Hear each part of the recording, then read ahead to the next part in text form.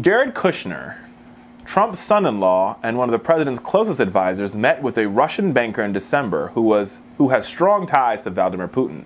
The banker, Sergey Gorkov, is the chairman of VEB, a Russian development agency that has been under U.S. sanctions since July 2004.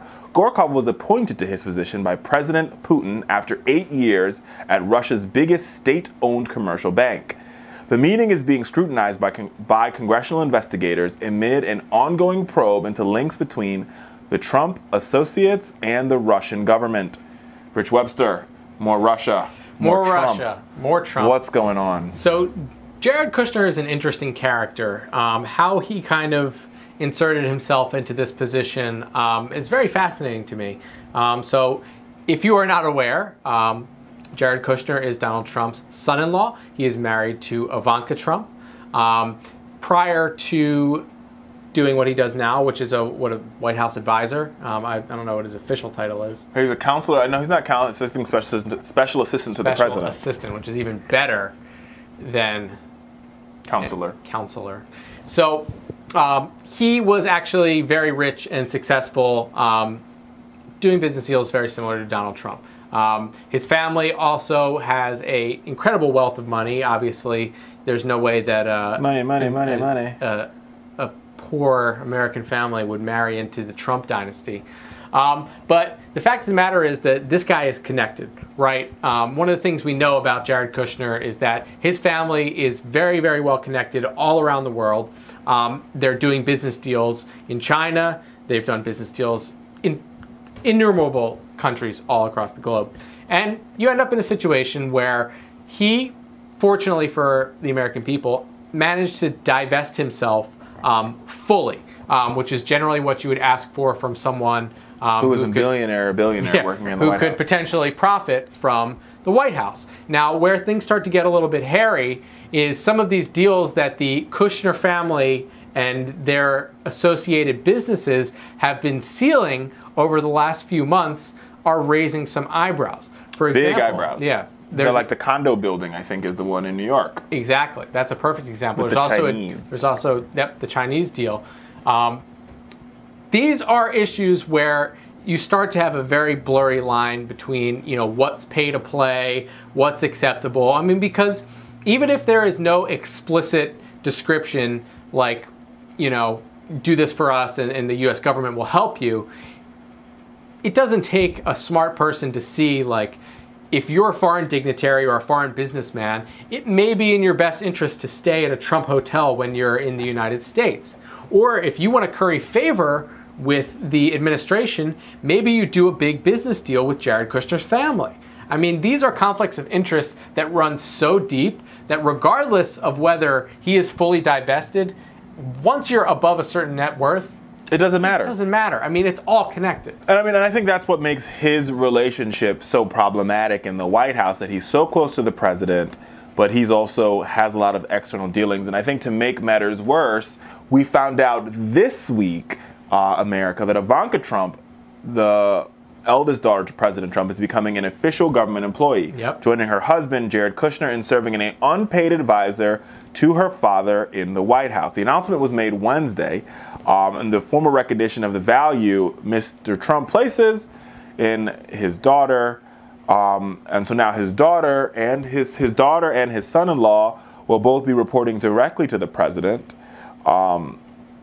And so now this is going to be very interesting. It's a family affair, folks, and this is actually very interesting because Richard and I had a conversation about, you know, where you draw the line with Ivanka Trump in terms of targeting her, and I'm wondering, for Richard, does this change your mind now that she's a government employee? No, because we don't. The job of when I say attack, I mean I've said this and I'll say this over and over again. It is when she enters the fray of when she enters the political fray. So when she goes down to Capitol Hill to sell her working family, working mom, childcare policy. What if she's, okay, I mean, I'm just curious where you draw the line. So let's say a new tax bill is on the line and Donald Trump sends her to meet with members of Congress. Has she entered the fray at that point? Of course. Okay, so that's once she starts getting into the nitty gritty of lobbying. But like, it's just because, I mean, like, for example, I think like talking about or making fun of or attacking Barron is out of bounds. I mean, listen, 100%. He's a child. Like, I 100% agree with that. Right? Attacking, I would argue, you know, to some extent, the sons, the two sons, Eric and Don Jr., are out of bounds until they put themselves in the fray. I criticized Don Jr. for his tweet, the tweet he made about London, right? And that was because he engaged, if he stays out the fray, if he's like, listen, like, for example, if Michelle's mother, who lived in the White House, Miss Robinson,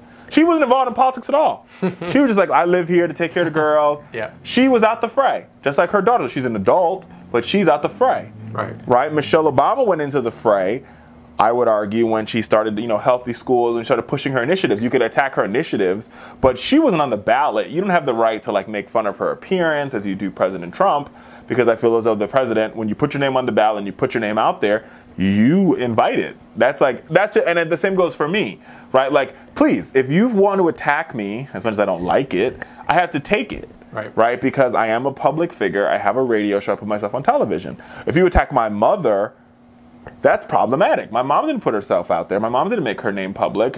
My son is public, and that's great. But you don't attack my mother. You don't attack my family, because my family's off limits. Unless I put my brother up on television, then my brother's in limits. I feel as though it's when that person engages in whatever the activity is that would garner the principal, which in this case is President Trump, the negative criticism, when they get in the same line of work as the principal, then they're open to criticism.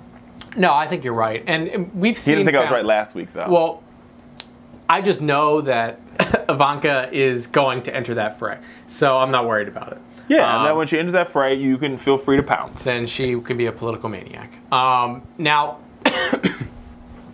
there have been a lot of family members that have deliberately stayed out of the spotlight, right? Absolutely. Laura Bush was one of them. That she was like, I don't want this. I'm not interested. And so were the Bush twins. Like, they lived in the White House, but they were very like. And I think it's very inappropriate to attack them in that situation. But now that she's going to the West Wing, similar to Hillary, and I'm pretty sure Rich is white, she will start engaging in policy. Then America, we can have a discussion about, you know, what is her morals, what are her values, what's her end game. Then we could debate all about it. I just feel as though while she's in the fray, while she's out of the fray, she should not be attacked.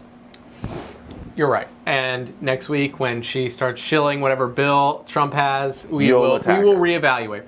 But I mean, listen, you can't argue like Jared Kushner's in it. Like he's in it to win it. He has gone to bat. And in other news, this is a breaking story that just happened. Well, not just happened, depending on when you listen to it, just happened. But so we find out today, we're taping on Thursday, that North Carolina lawmakers passed and Governor Cooper is signed a bill repealing the state's controversial bathroom law, in a move that is meant to end years of tumult that saw businesses leave, major sporting events leave, concerts get canceled. So much money. Billions of dollars they've lost from this.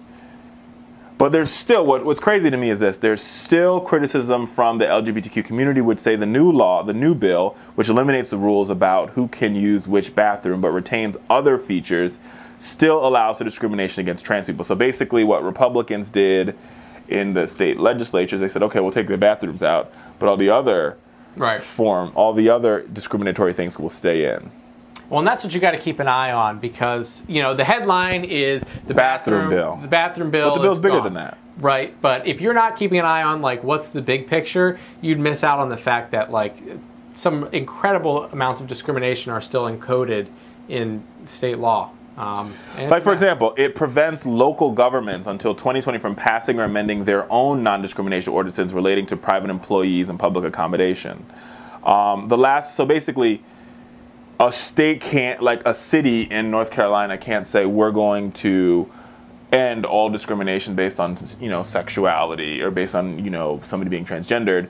That can no longer happen. So the law, it's a half a step in the right direction, right? So we see a rollback in what was a very, very, really discriminatory law about who can pee where. But the law has other products. This law it's like a goodie bag for people that hate gay people.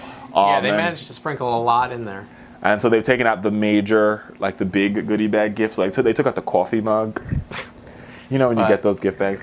But the pens, the cookies, the granola bar, and all the candies are still in there.